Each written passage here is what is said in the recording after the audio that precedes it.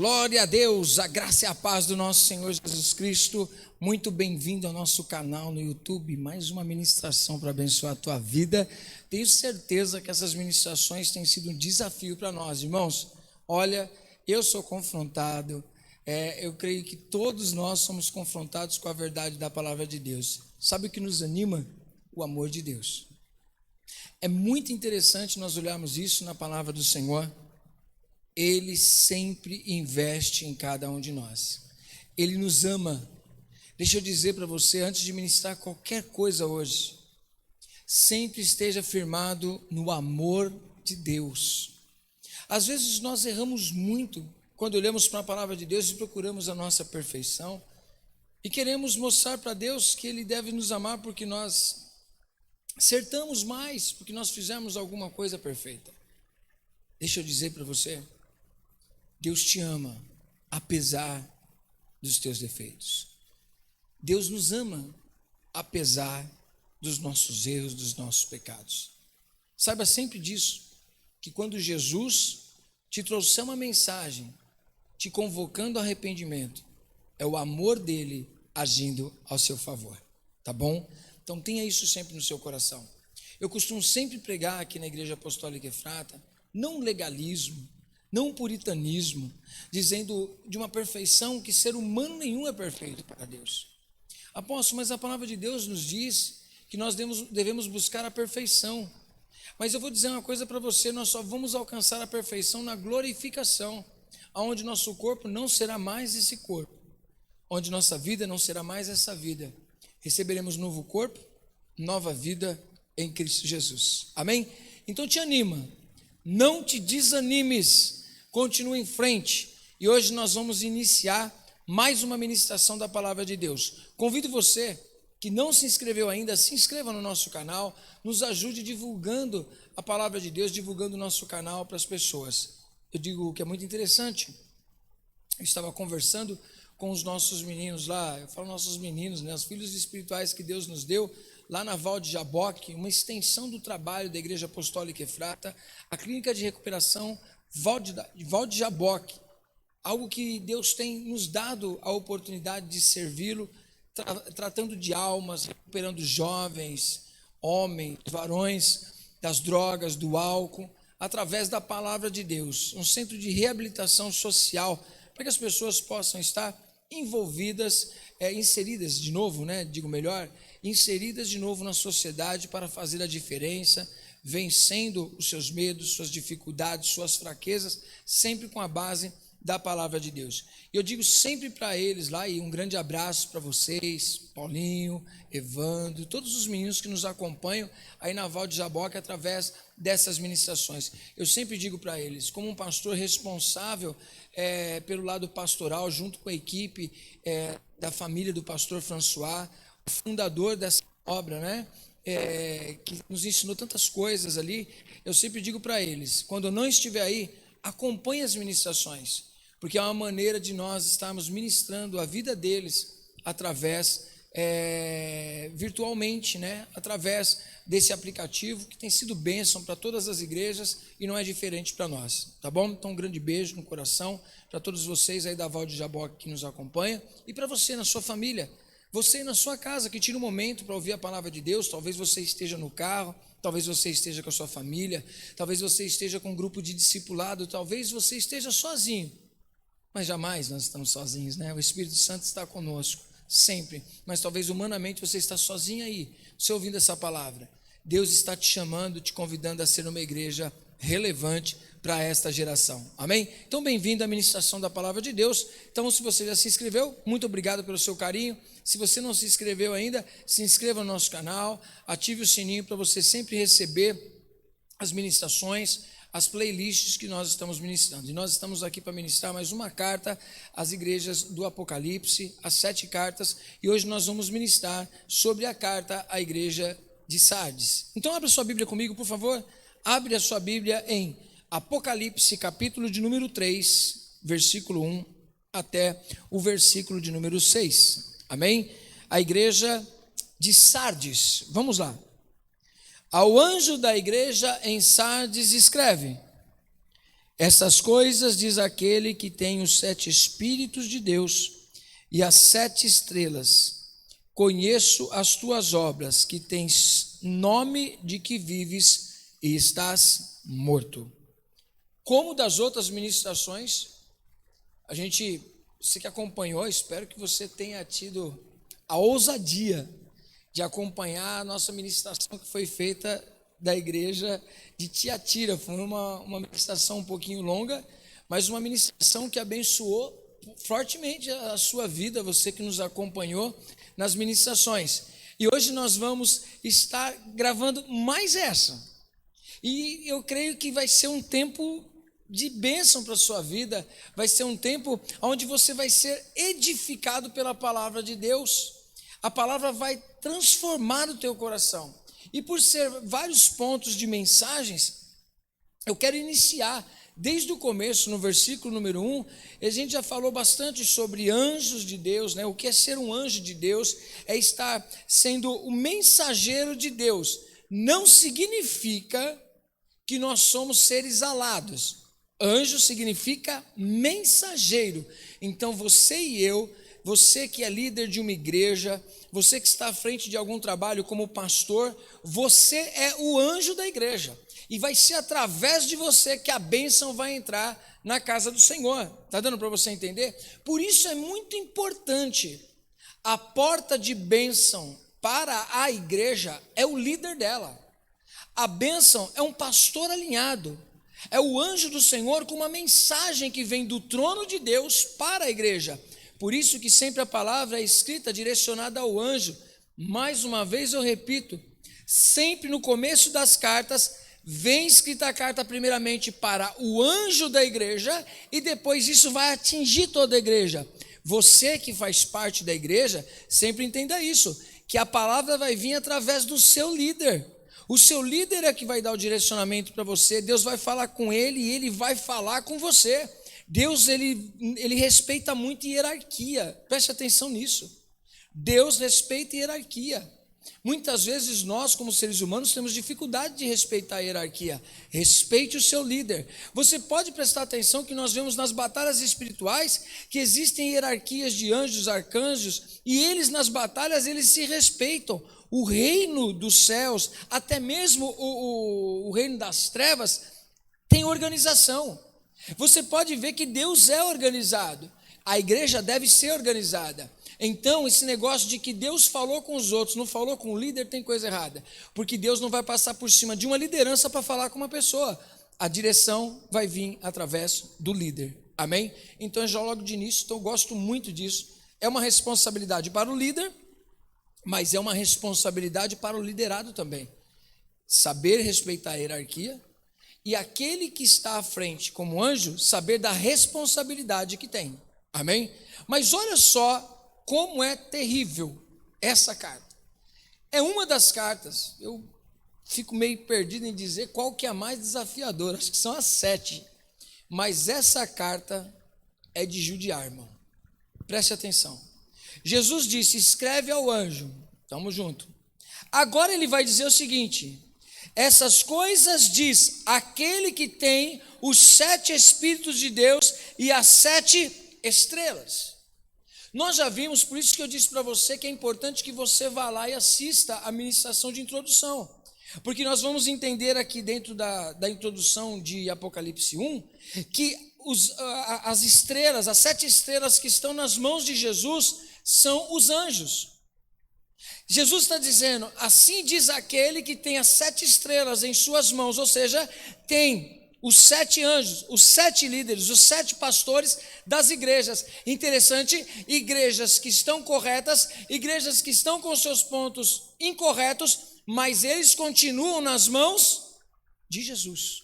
Cuidado quando você toma conta da vida de um líder. Esse líder está nas mãos de Jesus. Amém? Só que a Bíblia nos ensina aqui o seguinte: estas coisas diz aquele que tem os 7 Espíritos de Deus. Meu Deus do céu, mas espera aí, o que seria os 7 Espíritos de Deus? Quantos Espíritos Deus tem? Deus teria outro Espírito sem ser o Espírito Santo? Deus tem 7 Espíritos? Primeiro vamos começar entendendo. Isso é uma totalidade de Deus que está fragmentado, e eu vou mostrar para você aonde está fragmentado isso. Deixa eu dizer para você, sobre todo ser humano, não existe um ser humano pleno, que tem a totalidade de Deus está sobre a vida dele. A Bíblia sempre ensina que nós, como corpo de Cristo, nós somos membros que pertencemos a um corpo, mas nós não somos o corpo. Você não pode dizer, eu sou o corpo. Você é membro que faz parte de um corpo. E esse corpo não tem nome. Esse nome que a gente diz, é a igreja Efrata, é a igreja X, é a igreja Y. Não. É o corpo de Cristo, uma igreja universal. Ela não carrega uma placa, ela carrega o reino em si. Sendo assim, nós, como igreja Efrata, nós somos parte do corpo de Cristo, unido a outras igrejas. Porque é tolice um pastor pensar, e eu não vou ter a petulância de pensar que eu sou o único servo de Deus, ou que a igreja Efrata é a única igreja de Deus. É pouca gente para estar no céu, perto da multidão que João teve essa visão, que ele viu várias pessoas, uma multidão incontável, que lavaram as suas vestes no sangue do Cordeiro. O que significa isso? Que a Efrata não tem uma multidão tão grande para encher o céu. Significa que existem muitos servos de Deus espalhados em várias igrejas, na Efrata, em outros ministérios, Quadrangular, Renascer, até mesmo na Mundial, tem também na Universal, tem crente espalhado para todo lugar, e tem crente até no campo missionário que você nunca ouviu falar. Faz parte da Assembleia Universal do Reino de Deus, não do Edir Macedo. Ok? Para a gente entender. Só que para cada um de nós, Deus deu uma porção do seu Espírito. Isso precisa ser entendido com muita humildade. Por quê? Não é porque uma pessoa é apóstolo que ele é melhor do que os outros. Existem muitos apóstolos que são arrogantes. Existem muitos apóstolos que, ao invés de entenderem que são servos e são os menores, como diz a palavra de Deus, se sentem maiores e com uma nova doutrina. Assim como existem pastores que se acham melhor do que as suas ovelhas. Todo pastor é uma ovelha. Porque nós devemos refletir o pastorado de Cristo para as pessoas, nós devemos refletir o apostolado de Cristo para as pessoas, assim como mestre, como evangelista e como profeta. Ou seja, ninguém melhor do que ninguém, nenhum dos ministérios sobressai ao outro, nós fazemos parte de um corpo. Efésios capítulo 4 nos mostra que Cristo, quando ele subiu, ele levou o cativo o cativeiro e distribuiu dons aos homens. O que significa? Que Jesus, ele era apóstolo, ele era pastor, ele era mestre, ele era evangelista e ele era profeta. Ele tinha a plenitude sobre ele. A pessoa que chega mais próxima, é lógico que não de Cristo, mas a pessoa mais completa em toda a totalidade da manifestação do Espírito Santo foi Paulo. Muitos ministérios. Nós vemos que ali Paulo foi um verdadeiro apóstolo aos gentios. Nós vemos que ele trouxe palavras proféticas, nós vemos que ele também foi um grande evangelista, e é lógico, foi um grande mestre, e também pastor. Ele tinha filhos na fé como Timóteo. Então nós vemos uma plenitude. Não era à toa, irmão, presta atenção, não era à toa que Deus permitiu que um mensageiro de Satanás estivesse na vida dele, esbofeteando toda vez que ele achava que ele era o tal. E tem gente hoje talvez Deus vai enviar alguns mensageiros de Satanás para dar umas bofetadinhas, para ver se diminui, porque a glória é de Deus. Nunca toque na glória de Deus. Não toque. Você vai arrumar um problema para a sua cabeça. Seja humilde, sirva o corpo em união. A glória é de Deus. Jesus vai dizer para ele o seguinte, que ele tem os 7 Espíritos de Deus, mas o que Jesus está querendo mostrar aqui, quando ele diz dessa totalidade, 7, número de perfeição, está dizendo sobre a manifestação do Espírito em totalidade. Eu vou mostrar para você o texto que corrobora com tudo isso que eu estou te dizendo. Porque sobre Jesus não foi dado por medida, não foi dado uma gota. A Bíblia diz que em Jesus não habitava uma porcentagem de Deus. Em Jesus habitava a plenitude de Deus. Olhar para Cristo era olhar para Deus, ver Jesus era ver Deus. A plenitude de Deus estava em Cristo Jesus. Em nós não habita toda a plenitude de Deus, porque nós não suportamos, não tem jeito. Mas Jesus, sendo Deus, toda a plenitude de Deus, o caráter de Deus estava na pessoa de Jesus. Por isso que dos 4 evangelhos, o evangelho de João vê Jesus como Filho de Deus. Se Mateus vai escrever para os judeus provando a genealogia de Jesus humanamente, João vai dizer, isso não me importa. O que me importa é que ele é desde o princípio, ele é Deus, ele era Deus, o verbo estava com Deus, Jesus já estava com Deus e ele era e é Deus. Ponto. Só que sobre Jesus habitava a presença plena do Espírito Santo em toda a sua plenitude de manifestação. Aonde diz isso, apóstolo? Eu convido você a abrir comigo em Isaías, capítulo 11. Abre aí comigo, capítulo 11, versículo de número 2. Vai preparando o coração, irmão. Está devagar ainda. A lixa daqui a pouco começa a funcionar. Segura aí. Desiste não. Não vai embora. Não desliga aí não, irmão. Acompanhe comigo. Diz assim Isaías capítulo de número 11, versículo 2. Ó, eu vou ler desde o 1 para você entender. Do tronco de Jessé sairá um rebento, e das suas raízes um renovo. Repousará sobre ele o Espírito do Senhor, o espírito de sabedoria, de entendimento, o espírito de conselho e de fortaleza, o espírito de conhecimento e de temor do Senhor. Ponto. Os 7 espíritos de Deus em totalidade sobre a pessoa de Jesus. Está dando para você entender o que a palavra de Deus está nos dizendo? É justamente esse teor. Então, a totalidade de Deus está na pessoa de Jesus Cristo. Não existe uma fagulha de Deus que não esteja em Cristo. Não existe nada que esteja em Deus e não está em Cristo. O amor de Deus está em Cristo. A pessoa de Deus está em Cristo. Toda a transcendência de Deus está em Cristo. A plenitude de Deus habita em Cristo. Por isso que João diz: e vimos a sua glória como a glória do unigênito do Pai. A plenitude de Deus habitava na pessoa de Jesus. É aquilo que a Bíblia diz: ao olharmos para Jesus, ele tabernaculou, habitou no meio de nós.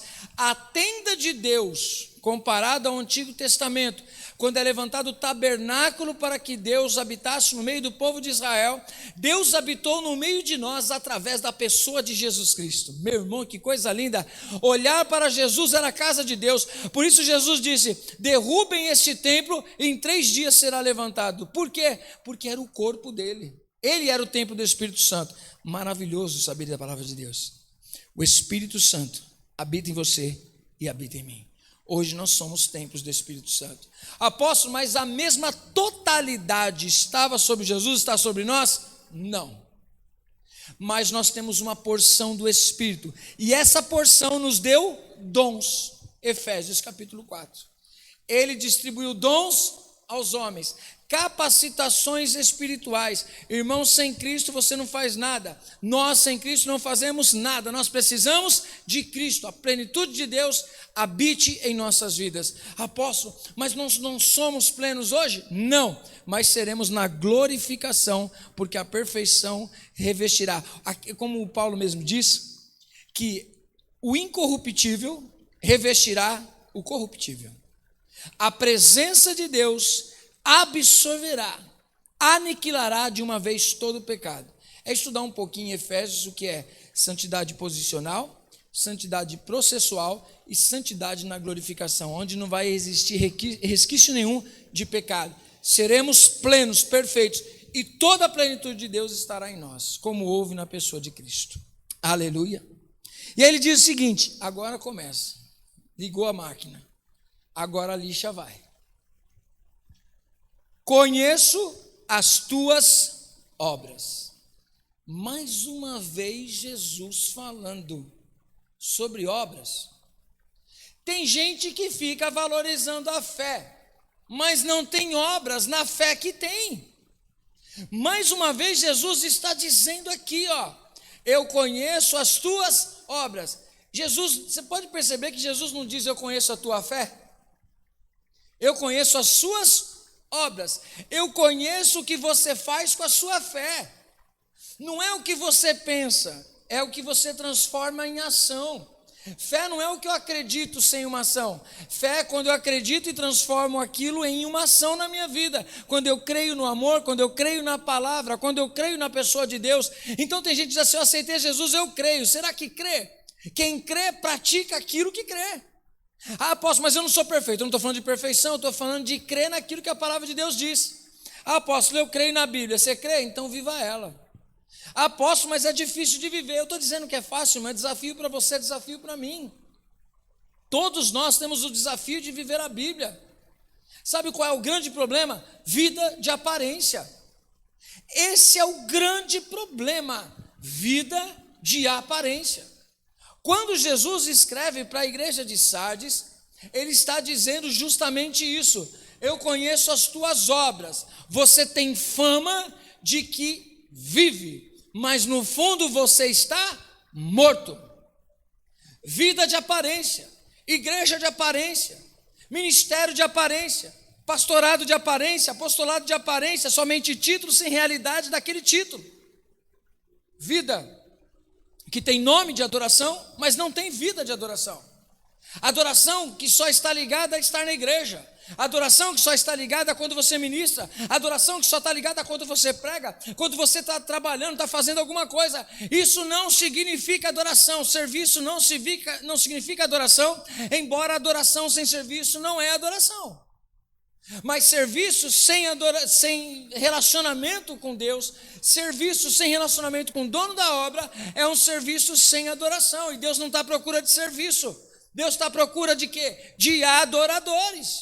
Deus não está à procura de adoração. Adoração ele já tem no céu. Ele está à procura de adoradores. Então Deus está à procura de você. Ele quer você. Ele quer o seu coração. Ele não quer o que você faz. Ele quer a sua motivação. E às vezes a gente não entende isso. Aí fica a vida de aparência. Aparência de que é uma igreja, mas não é uma igreja. Ou tem o nome de igreja, tem o nome de sinagoga, mas não é sinagoga de Deus, é ajuntamento de Satanás. Vida de aparência. Uma coisa na igreja, outra coisa fora da igreja. Uma coisa no altar, outra coisa fora do altar. Uma coisa no ministério e outra coisa dentro de casa com a família. Nós precisamos mudar os nossos valores. Essa igreja é uma igreja que tem a fama de que é viva. Olha só, tem evento. Tem um monte de gente lá, está fazendo, a igreja existe, a porta está aberta, um monte de gente está indo. A aparência de que está vivo, mas na verdade está morto. Morto não traz resultado. Você junta um monte de cadáver, é um ajuntamento de gente morta. Apóstolo, mas você vai no cemitério, você vê aqueles mausoléus, alguns arrumados, aquelas campas que até transmite paz, mas no fundo tem morte, somente vida de aparência. Igual Jesus falava com os fariseus. Vocês são fariseus hipócritas, porque vocês preservam o que? O exterior, mas não transformam a vida de vocês. Sepulcros caiados. Falam de um evangelho, mas não são transformados por esse evangelho. Eu trazendo para a igreja dos dias de hoje, né? Ou para aquela época também. Falar de um evangelho para transformar vidas, mas não transformou a nossa própria vida. Falar de Deus e não ter relacionamento com Ele. Falar de uma pessoa não significa que você tem relacionamento com ela. Agora, às vezes nós vivemos numa época digital. Quantas informações não há sobre youtubers, né? Mídias sociais, divulga. Você tem informação daquela pessoa, não significa que você a conhece. E ainda que você seja uma pessoa que trabalhou com alguém famoso, você não conhece plenamente aquela pessoa, você só conhece num trabalho. Às vezes a gente conhece pessoas que estão em fama, só que nós temos relacionamento com essas pessoas, então não conhecemos ela pelo nome artístico dela, nós conhecemos quem ela é. Tem gente que fala de Jesus, mas não tem relacionamento com Ele. Tem gente que fala em nome de Jesus, tem gente que prega em nome de Jesus, tem gente que faz as coisas em nome de Jesus, mas na verdade não tem relacionamento com Jesus. O grande problema é o relacionamento. A aparência pode impactar pessoas, mas vida com Deus é que atrai a presença do Senhor. Relacionamento. Nós vemos que quando aqueles filhos de Seva, que viram que Paulo expulsava os demônios, ele olhou e falou assim: eu também quero isso daí. Eles eram exorcistas ambulantes. Então quando eles veem aquilo, eles vão lá e falam assim: a gente também vai expulsar os demônios. Quando ele encontra ali um endemoniado, começa a dizer o seguinte: ó, sai daí, em nome de Jesus. E o demônio não saiu. A quem Paulo prega, aí que o demônio não sai mesmo. E a resposta do demônio é o quê? Eu conheço quem é Jesus. Ué, o demônio mesmo falou quem era Jesus, falou o nome de Jesus. Não significa que ele se dobrava ao senhorio de Jesus. E ele disse: eu conheço quem é Paulo, mas eu não sei quem é você. O demônio conhece a sua história. Os demônios, os espíritos conhecem a minha e a sua história. Sabe quem é Cristo, sabe quem nós somos também, se nós temos autoridade ou não. Eles falavam o nome de Jesus que Paulo pregava. Paulo expulsava, eles não. Por quê? Porque Paulo tinha um relacionamento com aquele nome. O segredo não é o nome, o segredo é o relacionamento que você tem com esse nome. Não é falar o nome de Jesus, não é andar com a cruz pendurada no peito, não é andar com uma camisa, não é andar com o sinal da cruz, é ter relacionamento com essa cruz, é ter identidade com essa cruz, é ter a identidade com a pessoa de Cristo. Isso dá autoridade no mundo espiritual. Porque lá em Efésios capítulo 1, a palavra de Deus nos garante isso. Paulo escreveu que nós só estamos assentados em um reino espiritual com autoridade por causa do amor de Deus, por causa do sacrifício de Jesus e por causa do selo do Espírito Santo. Tudo vem de Deus, não é do homem.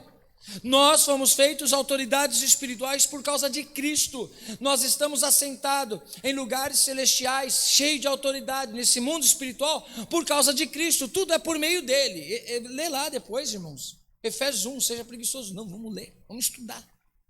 E aí Jesus está dizendo para eles: gente, eu conheço as obras de vocês. Vocês têm nome de que vive, mas vocês estão mortos. Olha só, seja vigilante e consolida o resto que estava para morrer, porque não tenho achado íntegras as tuas obras na presença do meu Deus. Integridade naquilo que faz. Isso está falando de quê? De motivação. Motivação pelo qual nós fazemos.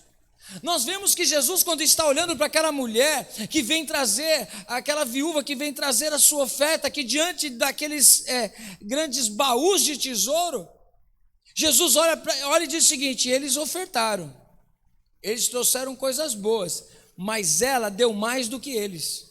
Por quê? Porque ela deu de tudo que ela tinha, e eles deram daquilo que sobrava para eles. Eles deram o resto para Deus. Tem muita gente dando o resto para Deus estando dentro da igreja.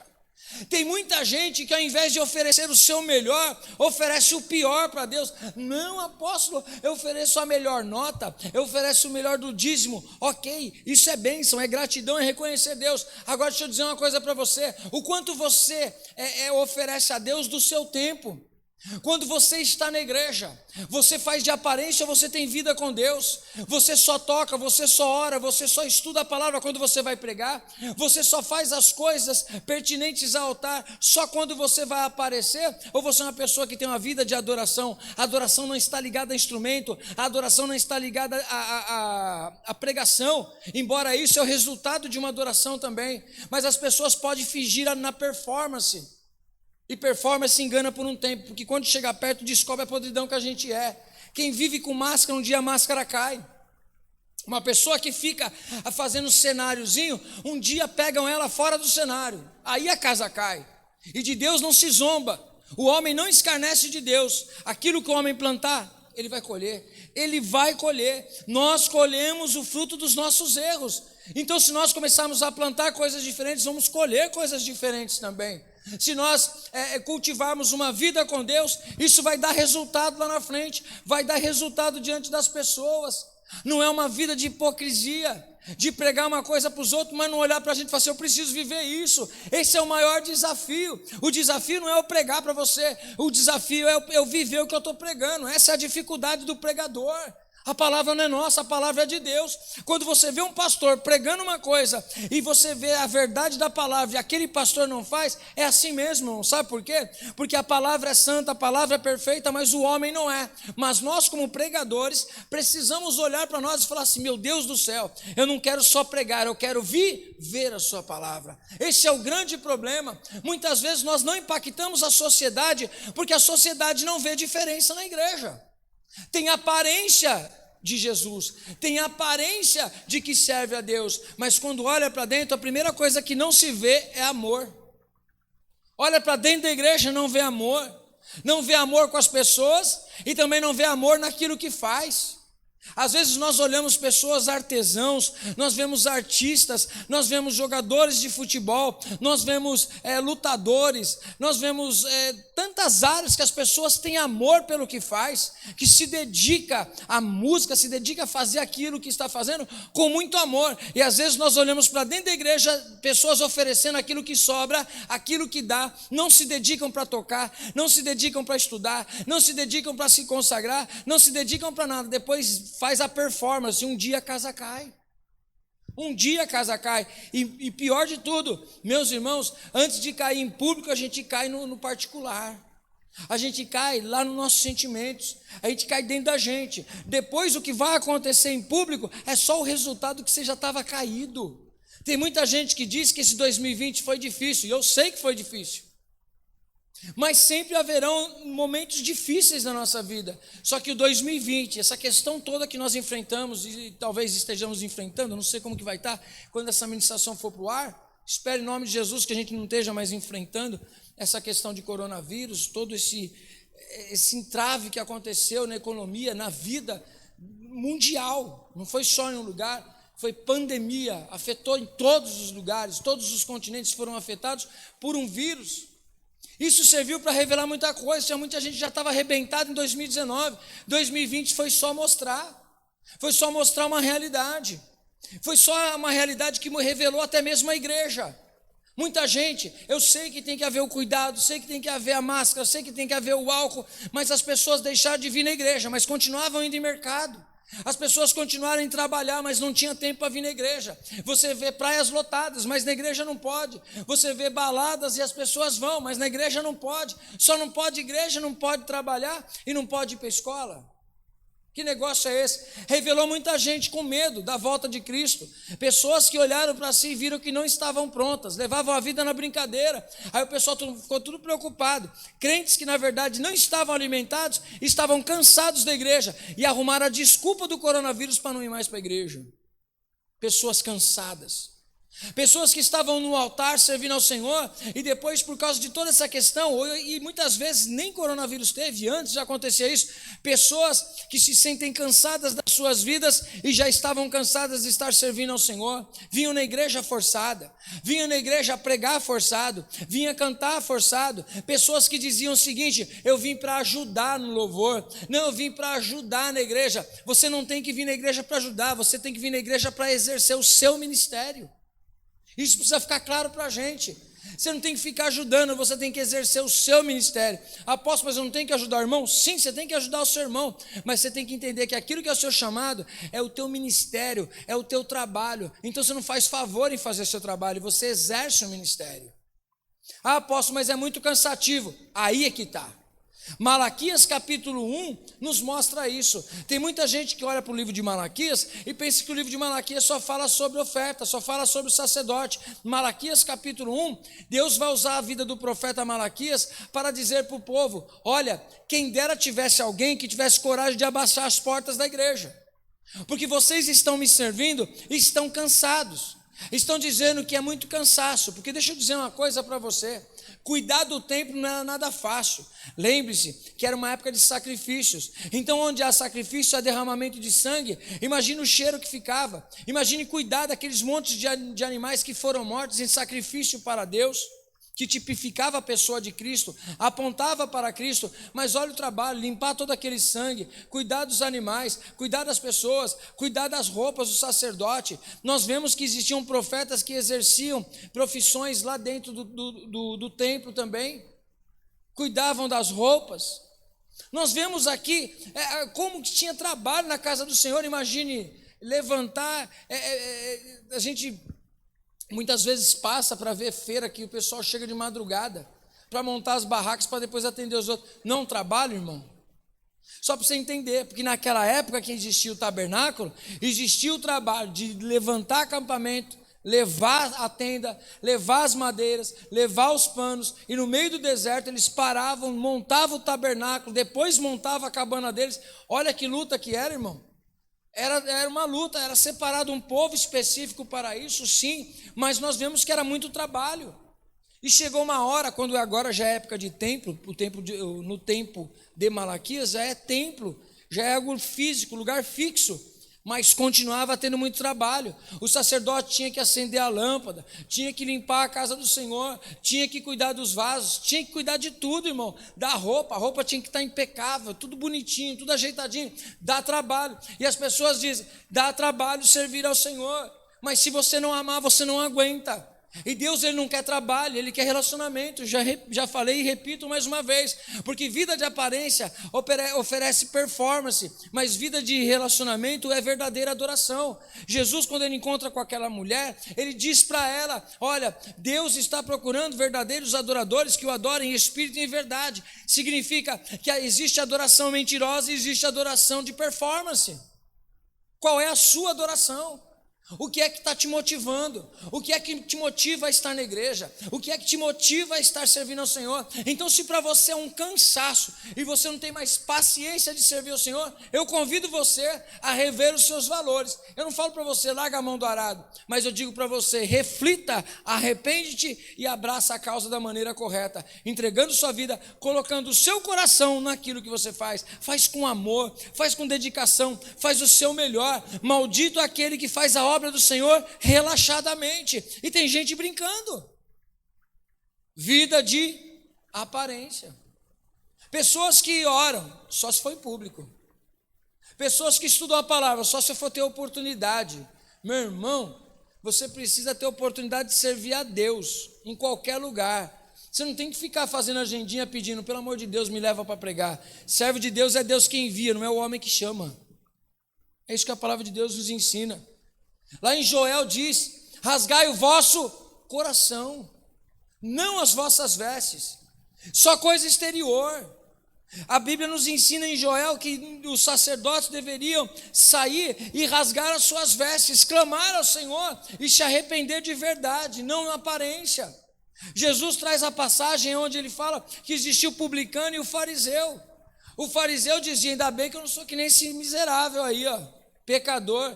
E o publicano dizia, miserável pecador que eu sou, livra-me, tem misericórdia de mim. E Deus disse o quê? Esse eu estou ouvindo, aquele ali é um hipócrita, não assume os seus pecados, não assume as suas falhas, hipocrisia, achar que é melhor do que os outros, ter coragem de procurar o cisco na vida das pessoas, mas engole um camelo na sua vida. Isso é legalismo, isso é coisa de aparência, porque botar defeito na vida dos outros é fácil, difícil é olhar para a sua vida e falar, vou mudar. Vida de aparência. Jesus está dizendo, eu condeno vida de aparência. Deus quer relacionamento. A verdade é que o altar deve ser o resultado da sua intimidade. Apóstolo, mas no altar eu posso ter performance por um tempo. E outra, isso não deve nem passar na sua cabeça de ser performance.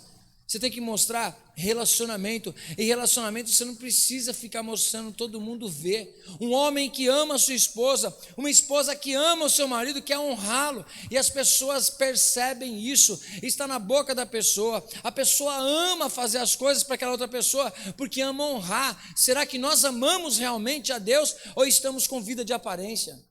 Servir a Deus é um peso, ir para a igreja é um peso, estudar é um peso, sacrificar é um peso, tudo é um peso. Deus não está recebendo. Precisamos rever os nossos valores.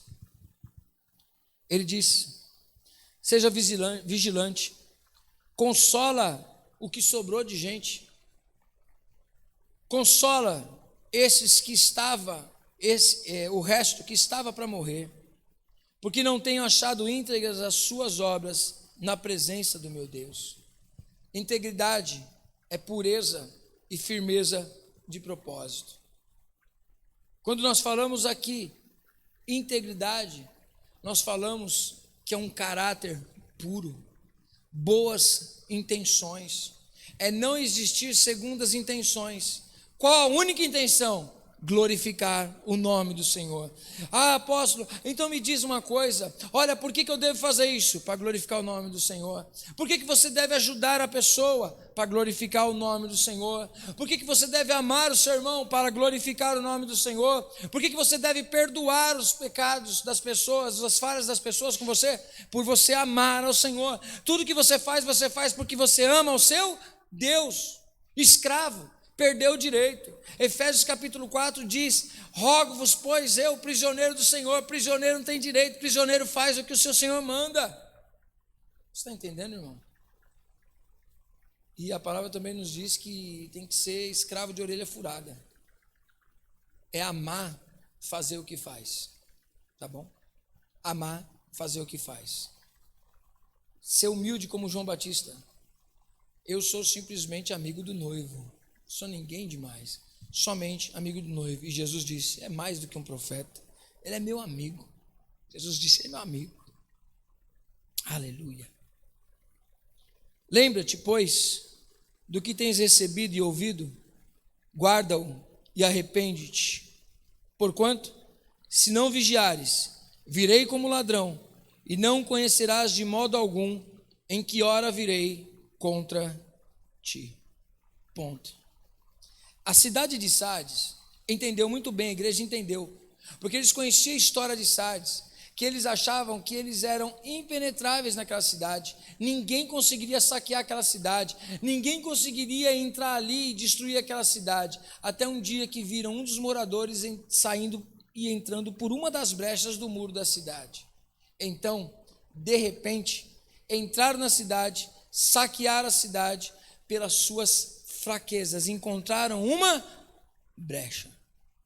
Aqui Jesus está dizendo: vigia nas suas brechas, porque senão o inimigo entra.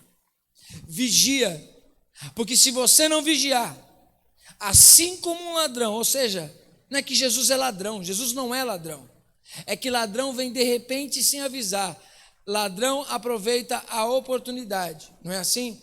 No momento de um vacilo seu, é que o ladrão leva o seu celular. No momento de um vacilo seu, é que ele entra na sua casa. E Jesus disse: esteja vigilante, porque vocês não sabem a que hora que eu venho. Mas a hora que eu vier, eu não vou avisar antes, eu vou chegar do nada. Do nada, eu vou chegar.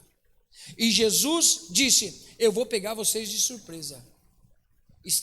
Tem gente que fica brigando tanto, será que Jesus vai vir agora, daqui tantos anos, é pós-milenismo, pré-milenismo, o importante é que Jesus vai voltar, irmão, você tem que estar pronto, a qualquer momento ele pode voltar. Eu já entendo para mim o seguinte, que a gente tem que estar pronto de tal maneira, porque se a gente morrer amanhã, a gente não tem chance de reencarnar para pedir perdão. Então, quando você morre, quando Deus te toma para si, você já morre pré-julgado. Se você tivesse a oportunidade de voltar e viver de novo, tudo bem, ainda haveria segunda oportunidade. Não, mas você morreu, já era, depois disso, a ressurreição para o juízo, diz a palavra de Deus. Então eu preciso estar pronto. Se for para passar por tribulação, amém. Se for para ser livrado da tribulação, amém. Então a gente precisa se preparar para a tribulação. Se Deus quiser nos tirar, pelo menos a gente já está preparado. Se não quiser levar, a gente está pronto para passar por ela. Ponto, acabou. Fortalecidos no Espírito Santo. Vigia. Brinca não, irmão. Desperta tu que dormes. Diz assim: virei como ladrão, e não conhecereis de modo algum em que hora virei contra ti. Será de surpresa. Tens, contudo, em Sardes, umas poucas pessoas que não contaminaram as suas vestiduras, e andarão de branco junto comigo, pois são dignas. O vencedor será assim vestido de vestiduras brancas, e de modo nenhum apagarei o seu nome do livro da vida. Pelo contrário, confessarei o seu nome diante de meu Pai e diante dos seus anjos. Quem tem ouvidos, ouça o que o Espírito diz às igrejas. Eu creio que é fácil de você e eu entendermos a realidade dessa palavra. Ela ficou clara para nós, que quando nós não fazemos a obra de Deus por amor, quando nós só valorizamos a vida de aparência, nós somos hipócritas. A Bíblia nos convida a ter uma vida condizente com o que ela nos ensina. Este é o grande desafio. É aquela palavra que uma vez eu ouvi Hernandes Dias Lopes pregando, e na verdade ele reverberava uma frase que ele ouviu, e ele usou na ministração, e eu quero puxar isso. Ele disse que um certo professor foi indagado por um dos seus alunos, e o aluno perguntou: o senhor acha que se a igreja for perseguida, ela será mais fiel? E ele disse: não. Se a igreja for fiel, ela será perseguida. Então a perseguição é resultado de uma fidelidade. Se não há perseguição, nos amoldamos ao mundo, somos a igreja de Pérgamo. Se olhamos aqui a igreja de Sardes e nos conformamos em uma vida de aparência, estamos nos enganando a nós mesmos. Não significa ter o nome de igreja que nós somos igreja. Não é falarmos de vida que significa que nós temos vida.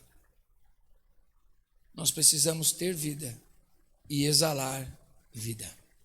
Eu estava comentando esses dias com o pastor Vitor, a gente estava falando, por quê? O que foi que aconteceu naquela época, onde os pedaços de aventais das vestes de Paulo eram levados aos enfermos e esses enfermos eram curados? O que aconteceu com a sombra de Pedro que curava a vida de pessoas e tantas outras histórias que nós vemos na palavra? Não eram eles, era o relacionamento deles com Deus, era Deus neles, não somos nós, é Deus em nós, através de nós, para que os sinais aconteçam. Que hoje, em nome de Jesus, essa palavra venha moldar o seu e o meu coração, nos dar vestes brancas, ou seja, significa pureza, linho fino, vestes brancas, lavadas no sangue de Cristo. O que eu acho lindo da palavra de Deus é isso, esse é o convite de Deus, a esperança para você, a esperança para mim. A partir de hoje nós podemos viver uma nova vida. A partir de hoje você pode verdadeiramente entregar o seu coração para Jesus. A partir de hoje você pode verdadeiramente se arrepender dos seus pecados e falar: Senhor, o Senhor é aquele que tudo conhece, Tu sabes do meu coração, Tu sabes que eu tenho vivido uma vida de hipocrisia, eu não estudo, eu não oro, eu não me consagro, não tem nada disso, Senhor, é tudo uma mentira, é tudo performance, é teatro. Acho que a gente poderia às vezes colocar nos nossos cultos um cabideiro na porta, e cada um deixar sua roupa de peça de teatro, tirar as máscaras da nossa cara e assumir realmente quem nós somos. Porque as máscaras que foram inventadas nos bailes de máscara era para esconder quem a pessoa era, de verdade. Quando se coloca uma máscara, você não consegue ver quem a pessoa é, mas a máscara cai. A máscara cai. E outra, antes de cair com as pessoas, já caiu diante de Deus. Deus vê além da sua performance. Deus vê o seu caráter. Deus vê quem você é lá na sua intimidade. Aonde ninguém te vê, Deus te vê. Ai, apóstolo, daí dá medo. Meu irmão, isso nós precisamos entender o seguinte, responsabilidade. Não é porque as pessoas não estão vendo, não é porque ninguém te pegou naquilo que você faz que está certo.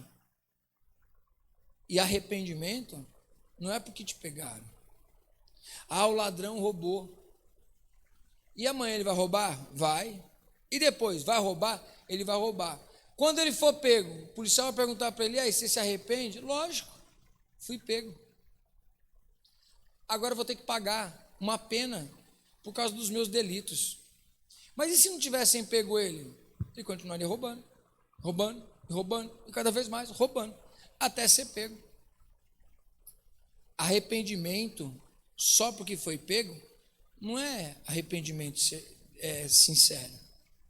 Arrependimento é quando ninguém te pegou, ninguém te prendeu, mas Deus te viu e é com Ele que você deve prestar conta. É com Ele. O homem pode julgar.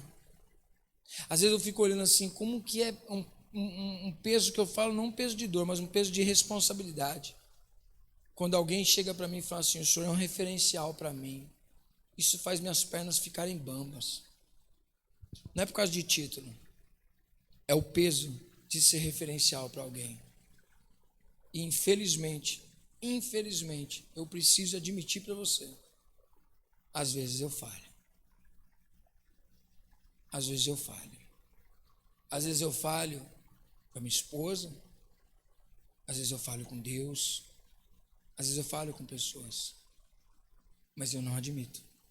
Eu quero ser melhor, eu quero mudar, eu quero ser uma pessoa mais dedicada, cada dia mais e mais.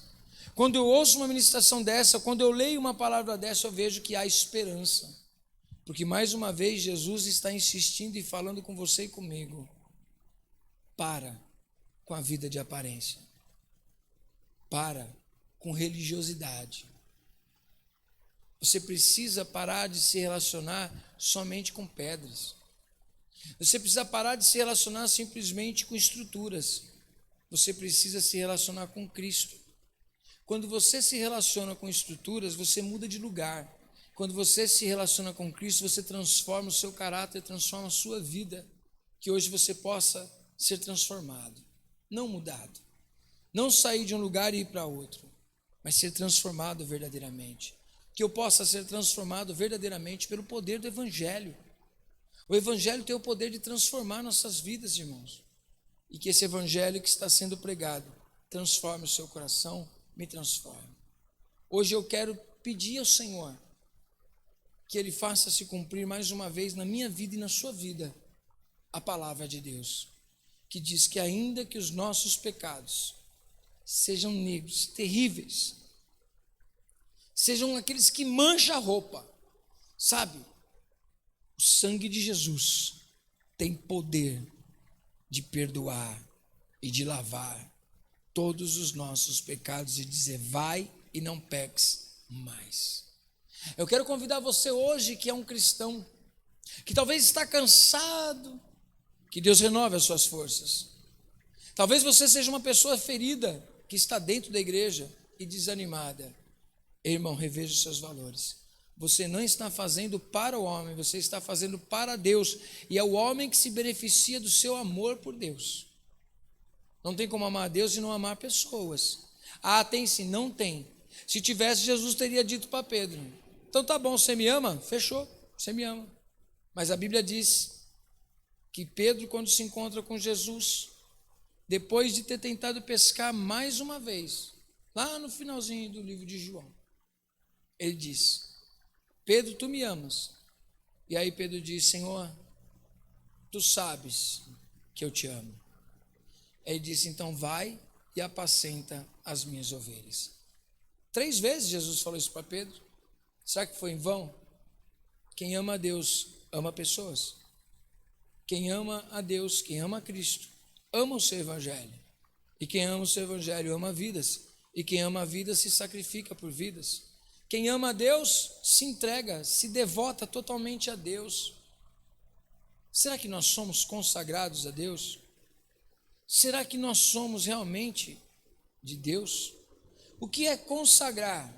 É tornar sagrado. É tornar-se separado. Então imagine só, se esse copo aqui está exclusivo para mim, ele está separado somente para mim. Ninguém mais bebe dele. O copo é meu. É isso que é ser separado para Deus. Se eu pegar um instrumento, que agora não tem um violão aqui, mas se eu pegar um violão e falar assim, esse violão é só para Deus, está consagrado para Deus, o que eu estou dizendo? Que aquele violão não emitirá nota nenhuma que não seja para adoração a Deus. Quer que eu te diga, por exemplo, eu pego um violão e falo, esse está consagrado para Deus. Ele pode tocar as músicas que não adoram a Deus? Não. Concorda comigo? Porque eu tornei ele separado. Se nós somos consagrados a Deus, nós podemos oferecer a nossa vida para viver conforme a vontade do mundo? Se o meu dom é para a glória de Deus, é consagrado a Deus, eu posso fazer outra coisa? Não. Gente, essa mensagem é tão séria,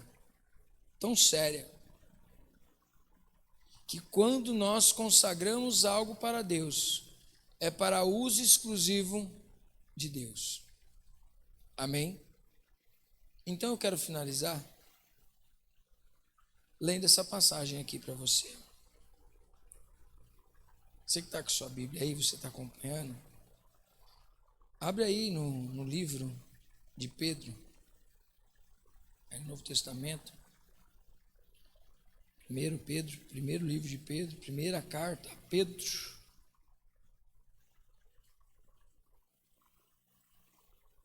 Capítulo 2.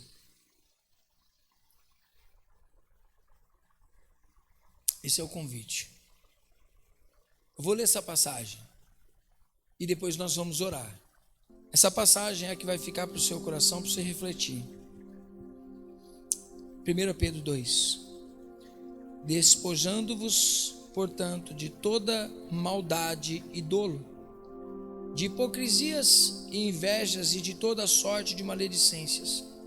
Desejai ardentemente, como crianças recém-nascidas, o genuíno leite espiritual, para que por ele vos seja dado crescimento para a salvação.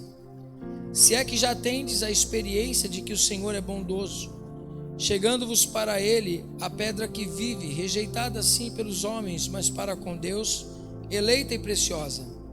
Também vós mesmos, como pedras que vivem, sois edificadas casa espiritual para ser de sacerdócio santo, a fim de oferecer sacrifícios espirituais agradáveis a Deus por intermédio de Jesus Cristo. Por isso está na Escritura: eis que põe em Sião uma pedra angular, eleita e preciosa, e quem nela crer não será de modo algum envergonhado. Para vós outros, portanto, os que credes, é a preciosidade, mas para os descrentes, a pedra que os construtores rejeitaram, essa veio a ser a principal pedra angular, pedra de tropeço e rocha de ofensa. São estes os que tropeçam na palavra, sendo desobedientes para o que também foram postos. Vós, porém, sois raça eleita, sacerdócio real, nação santa, povo de propriedade exclusiva de Deus, a fim de proclamardes as virtudes daquele que vos chamou das trevas para a sua maravilhosa luz. Vós sim, que antes não erais povo, mas agora sois povo de Deus, que não tinhas alcançado misericórdia, mas agora alcançastes misericórdia. Essa é a palavra de Deus para você e para mim. Fora vida de aparência, vamos ter vida com Deus, e você vai ver que vão existir resultados surpreendentes para a sua e para a minha vida.